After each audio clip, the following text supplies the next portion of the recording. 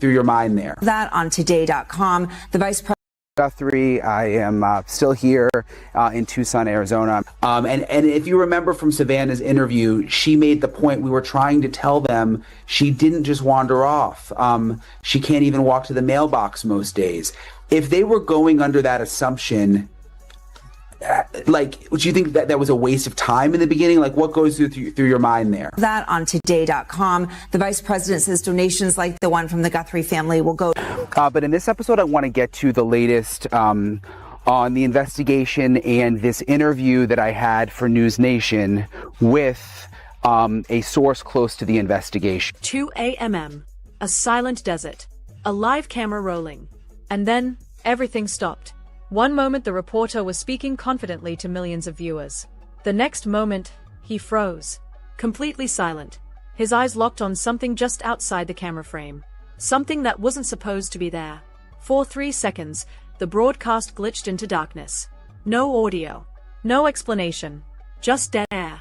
When the video returned, the reporter looked different. Pale. Shaken. Like someone who had just seen a piece of the puzzle that changes the entire story. And within minutes, the area was suddenly restricted. No more filming. No more questions. No more access. So now people across the internet are asking the same chilling question. What was discovered in that desert? Because for weeks, the disappearance of an elderly woman had been treated like a quiet mystery. A sad, confusing case with very few answers. But now insiders are whispering something far more disturbing. What if this was never a simple disappearance? What if the clues were always there, just buried where no one expected to find them? And if that's true, then what the camera almost captured that night might expose a truth far darker than anyone imagined. There are no words. I don't understand. I'll never understand. And no one took better care of my mom than my sister and brother-in-law. For the first few days, the story barely made a ripple outside the local news cycle. An elderly woman disappears in the middle of the night.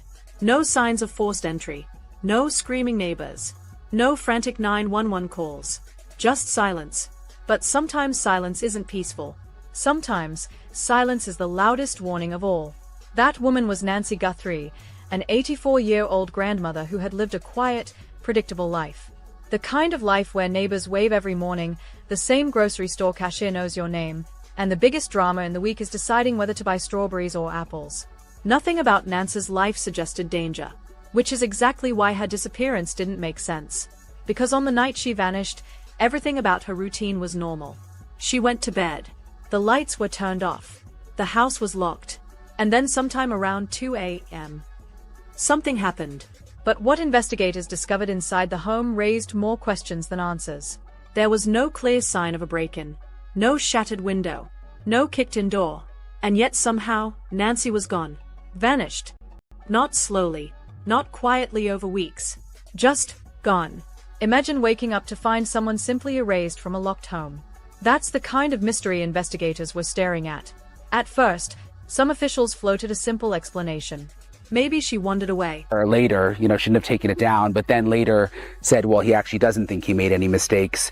And he has said he stands by his investigators and has an experienced team. So that's what he said in the past, but he didn't respond to this specific report. If he does, I'll do some kind of update. I want to talk to my friend and retired FBI agent Steve Moore. I had part of his conversation on my last podcast. I want to continue that conversation now with and get his take on these latest items that my source brought up in that interview and really dig in with Steve about what it all means and where things go from here. Source told us that there was what they called a rush to judgment. Based on the initial investigators who were not experienced and the sheriff, that Nancy wandered off. That's the theory they were working off of initially, that first team that arrived. It piles pain upon pain. Maybe she became disoriented in the night. Maybe this was just a tragic case of an elderly person getting lost. But that theory didn't last very long. Because the deeper investigators looked, the stranger things became. Neighbors started speaking up. Security cameras were reviewed. Timelines were reconstructed minute by minute. And suddenly the situation looked a lot less like an accident, and a lot more like something carefully planned. because one detail refused to go away. Surveillance footage. A nearby camera reportedly captured a figure moving through the area during the early morning hours. Not running, not panicking, walking calmly, almost casually. And that single detail changed the entire tone of the investigation. Because random crimes usually look messy. They look rushed. They look chaotic. But this looked controlled. Like someone knew exactly where they were going. And more importantly, exactly what they were doing. As whispers about the case spread, the story slowly started gaining national attention. Journalists began digging deeper. True crime communities online started analyzing every detail. And that's when one reporter entered the story. A journalist known for covering high-profile cases and asking uncomfortable questions. Brian Entin. When Brian began reporting on the case, something about his coverage immediately stood out. He didn't treat the story like a routine missing person report. There was urgency in his tone. A sense that something about this case didn't sit right. Viewers noticed it too. Source for trusting me, for sitting down with me. Obviously some important information getting out about what is going on behind the scenes, what the source says is happening about, issues with the investigation early on. I reached out to Pima County Sheriff Chris Nanos for comment on some of the allegations and just some questions that I had before this ran on News Nation, and I did not get a response. I asked for an interview. I was told he's not doing any interviews. Granted, he's done other interviews. I saw them on the local stations here. But I did try to get a response. He has said and made clear in the past that he stands by his investigation. He doesn't believe that he made any mistakes. And remember early on in one of the press conferences, he said maybe he should have kept that crime scene up earlier. Every time he appeared on camera, the questions became sharper. The pauses between sentences grew longer, almost as if he was thinking through possibilities in real time. And the more information surfaced, the more disturbing the case began to feel. Investigators started quietly examining whether the disappearance might be connected to something larger. Patterns, timelines, behavioral analysis. When cases become this confusing, outside help sometimes arrives. And that's exactly what happened here. The investigation eventually drew attention from the Federal Bureau of Investigation. Now, when the FBI becomes involved in a case, it doesn't automatically mean a conspiracy. But it does mean one thing. The situation may be more complex than it first appeared. Because the FBI doesn't just look for suspects. They look for patterns, psychology, behavior. And suddenly investigators weren't just asking where Nancy Guthrie went. They were asking something far more unsettling. Was she specifically targeted? That question alone sent a ripple of unease through the community. Because if someone had deliberately chosen Nancy, then this wasn't random. This was intentional. And intention means planning. Planning means preparation. Preparation means someone had time to think about what they were doing. Meanwhile, small details kept surfacing. A glove reportedly discovered miles away. Strange timing gaps in certain surveillance recordings. Unidentified DNA samples that investigators refused to discuss publicly. Individually, none of these details solved the case. But together, they created a picture that felt incomplete. Like pieces of a puzzle scattered across a table without the box to show the final image. And that's when the story began to shift from a local mystery into something far more intense. Because the public started asking questions. Lots of questions. Why did the timeline feel so precise? Why did the suspect in surveillance footage appear so calm? Why were certain details about the investigation suddenly becoming harder to access? Online forums exploded with theories. Some people believed this was the work of a highly organized criminal. Others thought the case might involve someone who knew Nancy personally. But one thing nearly everyone agreed on. This didn't feel random anymore. And just when it seemed like investigators were slowly piecing together answers, something happened that nobody expected. A development that would push the case into an entirely new level of attention. It happened far away from Nancy's home. Out in the desert. A place where the wind erases footprints and secrets can remain hidden for years. A remote stretch of land that suddenly became the center of the investigation. Because something was discovered there. Something strange enough that when reporters arrived to cover the search, one of them would experience a moment that viewers across the country are still talking about. The moment a live report stopped mid-sentence. The moment a seasoned journalist went completely silent. And if the rumors surrounding that desert discovery are even partially true, then the disappearance of Nancy Guthrie might be connected to something far more complicated than anyone originally imagined. But to understand why that desert moment shocked so many people, you have to look at what investigators started realizing just before that discovery. Because according to several insiders, the clues weren't random. They were forming a path. And that path was leading straight into the desert. We're talking about the sheriff. So he's changed his messaging again on whether there's a threat to the community in a way that I would argue seems to undermine that this is a stalker, that this is an NBC News stalker or family member. For weeks, investigators had been chasing fragments. A glove found miles away. A timeline that didn't quite add up. A suspect on surveillance footage who moved far too calmly for someone involved in a random crime. Each clue raised questions, but none of them answered the one question that mattered most. Where was Nancy Guthrie? Then something unusual began to happen inside the investigation. Evidence that once seemed unrelated suddenly started pointing in the same direction. Literally. According to several investigative sources, multiple small discoveries began forming what analysts described as a pattern of movement. A footprint here, a discarded object there, a location ping from a device that investigators refused to identify publicly. Individually, each detail looked insignificant, but when mapped together, they created something investigators could no longer ignore. A path. And that path pointed to a remote desert area far outside the city. Now deserts are strange places for investigations. They swallow evidence quickly. Wind erases tracks. Sunlight destroys DNA. If someone wanted to hide something permanently, a desert would be the perfect place to do it. Which is exactly why the discovery that investigators made there triggered immediate concern. When search teams arrived at that location, the ground reportedly showed signs of disturbance. Not random disturbance. Deliberate disturbance. Markers appeared. Investigation tape went up. And suddenly the quiet desert became the center of a rapidly expanding search. But the public didn't know any of this yet. At least not officially. Because what happened next would pull the entire case into national attention. The moment a camera crew arrived. Among the reporters covering the growing mystery was Brian Entin. By that point, Brian had already been following the case closely. His reports were gaining attention because he wasn't just repeating press releases. He was asking questions. Direct questions. The kind that investigators sometimes avoid answering. When he arrived at the desert site, it initially looked like a routine field report. A few evidence markers in the distance. Investigators moving carefully across the sand. The wind blowing across an otherwise empty landscape. Nothing dramatic. Nothing shocking. At least not yet. The camera started rolling. Brian began speaking. He explained to viewers that investigators had expanded their search area and were examining new evidence connected to the disappearance of Nancy Guthrie. Everything seemed normal. Until it wasn't. Midway through the report, something happened. Brian suddenly stopped speaking. Not a brief pause. Not a quick stumble over words. A complete stop.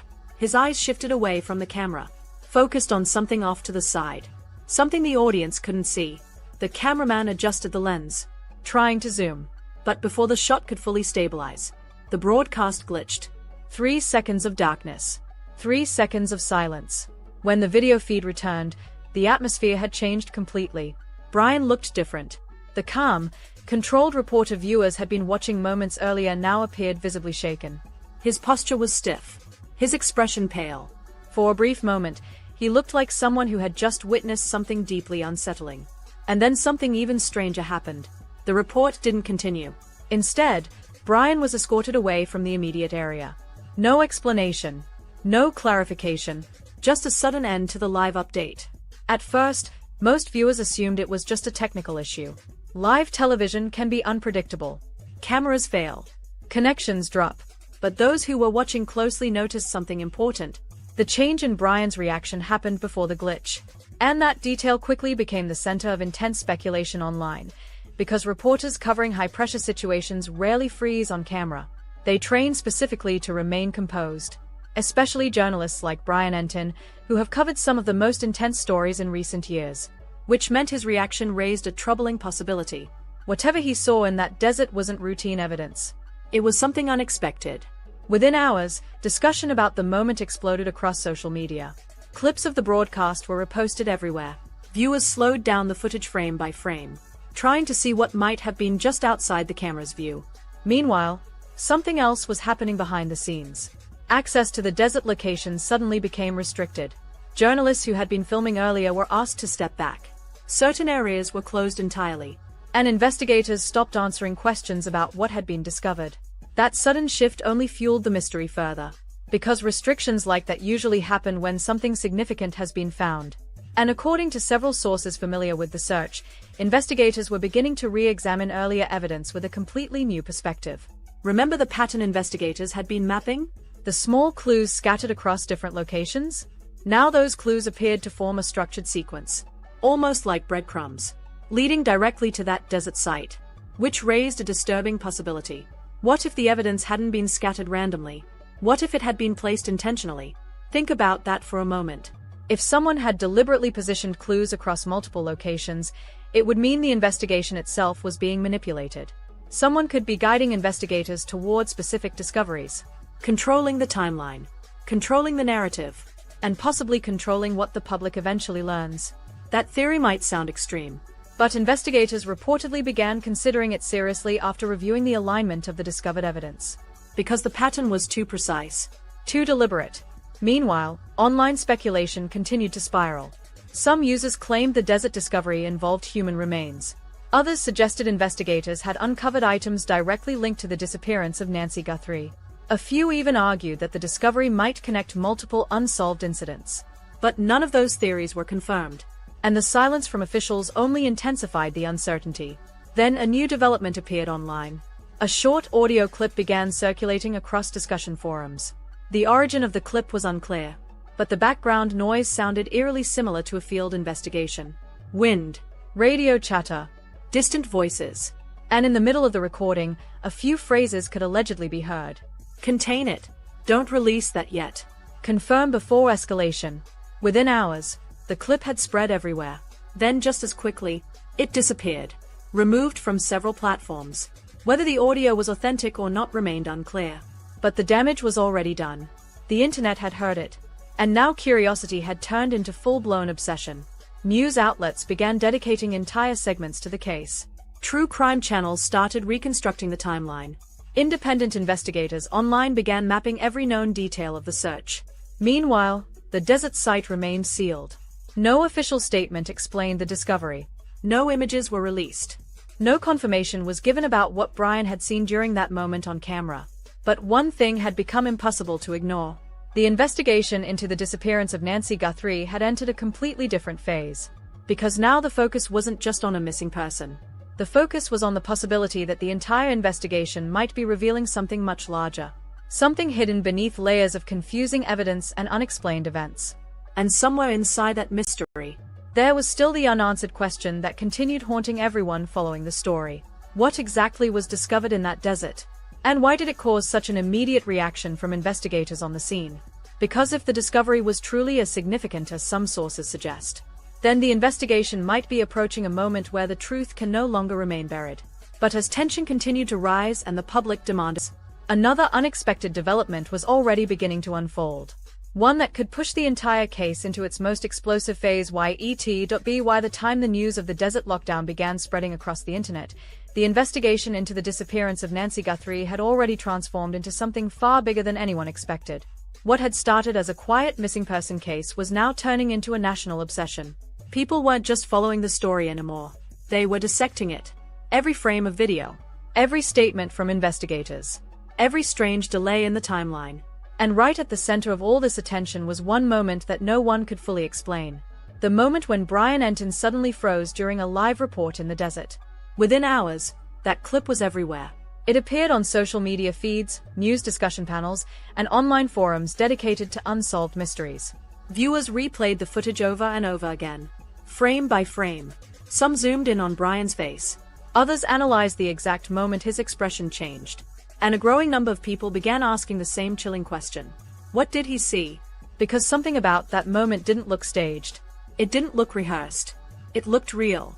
The kind of reaction you have when you suddenly realize you're standing in the middle of something far bigger than you expected. Meanwhile, inside the investigation, the situation was reportedly becoming more complicated. Sources close to the case began hinting that tensions were rising between different investigative teams. Not because they disagreed on the importance of the discovery, but because they disagreed on how much information should be shared with the public. Some investigators believed transparency was necessary. They argued that releasing certain details could help generate tips and possibly identify suspects. Others believed the opposite, They argued that revealing too much too quickly could compromise the investigation. Or worse, alert someone who might already be watching the news very carefully. That internal disagreement reportedly slowed communication with journalists. Press updates became shorter. Questions went unanswered. And official statements became increasingly vague. But silence rarely calms the public. If anything, it makes curiosity grow louder. And that's exactly what happened. As the hours passed without clear answers, speculation began spreading at a speed investigators couldn't control. Some online theories claimed the desert discovery had uncovered evidence directly connected to the disappearance of Nancy Guthrie. Others believed investigators had found something even more disturbing. Something that suggested the case might not be isolated. A pattern. A larger chain of events. Now, whether those theories were accurate or not didn't matter. Because once the internet begins connecting dots, the narrative can grow faster than any official investigation. Within a day, hashtags related to the case were trending. Thousands of posts appeared across social media platforms. Some demanding answers. Others accusing authorities of hiding information. And a few users went even further, attempting to reconstruct the timeline of the entire investigation.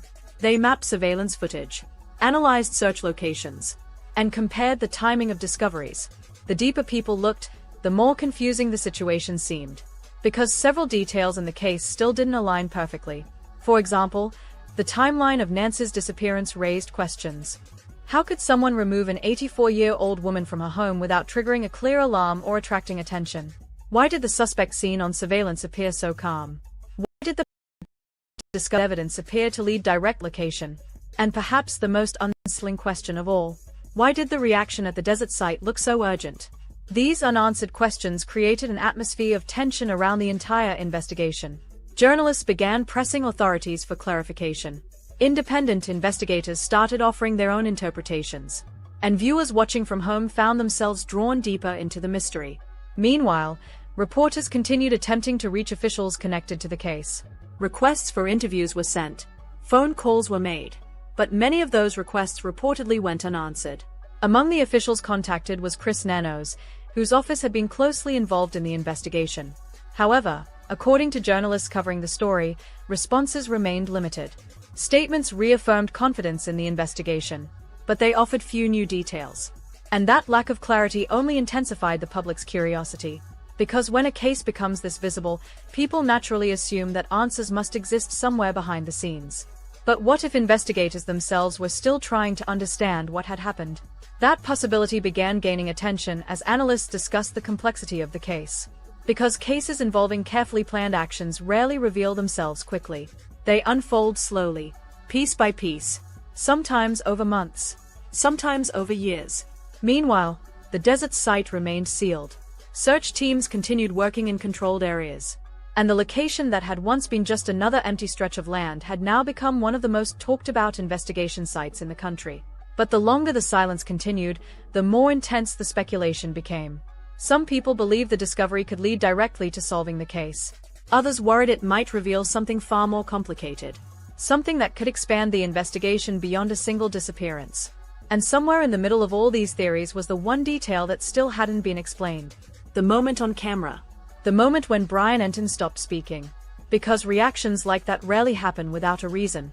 And until that reason becomes clear, the mystery surrounding the desert discovery will continue to grow. At the same time, investigators now face a challenge that goes beyond solving the case. They must separate genuine evidence from the growing wave of online speculation. Because as more people attempt to interpret every clue, misinformation can spread just as quickly as facts. And in high-profile investigations, that can create serious complications. But despite the chaos surrounding the case, one thing remains certain. The disappearance of Nancy Guthrie is no longer a quiet mystery. It has become a story watched by thousands of people trying to understand how such a strange sequence of events could unfold. And the discovery in the desert has only deepened that mystery. Because whatever investigators found there was significant enough to change the entire atmosphere of the case. From a missing person investigation, into something that now feels far more complicated. And as the days continue to pass without a full explanation, one unsettling question continues echoing across the internet. How much of the truth has already been discovered? And how much of it still remains hidden beneath the desert sand? Because if the fragments of information already released are this disturbing, then the full story, when it finally emerges, might reveal something no one was prepared to hear. And until that moment arrives, the desert will remain silent. But that silence no longer feels empty. Now it feels like a secret waiting to surface. And now the story stands at a point where nothing feels simple anymore. A quiet disappearance. A trail of strange clues. A desert discovery that stopped a live report in the middle of a sentence.